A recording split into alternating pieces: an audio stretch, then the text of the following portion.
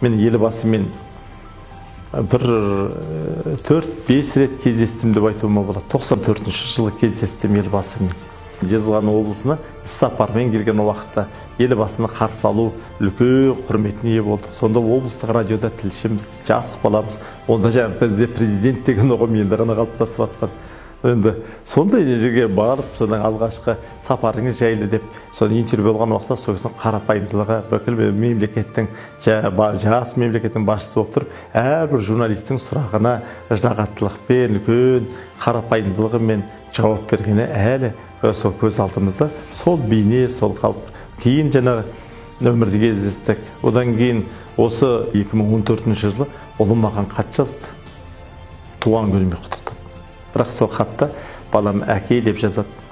Әкесіне маған ырзалығын білдіріп жазады.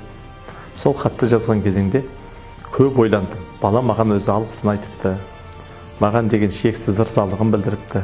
Мен сонда өзімді керемет бақытты әке болып сезіндім. Мен де әкеме алғыс айтқым келді. Әкем жоқ, бірақ кім едім? Соны әкемнің образын нетіп, елбасына хат жаздым сол кезде. Мен де сізбен хат арқылы сөйлескім келеді.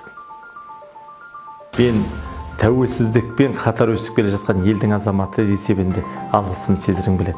Мен әкем қайтыс болған, бірақ әкенің ақылын, әкенің айтатын, көрсететін жолын мен сіздің әрбір сөйлеген сөзіңізден, жолдауларыңыздан алып, бүгін қазақ елінің буыны бекіген, қадамын нық басқан азаматтардың біріне айналдым. Сол үшін сізге рахмет деп, ол кісіге бір хат жазғаным бар. Содан жаңағы бір шынайылықшылар, бұл хат елбасының қолына жетті.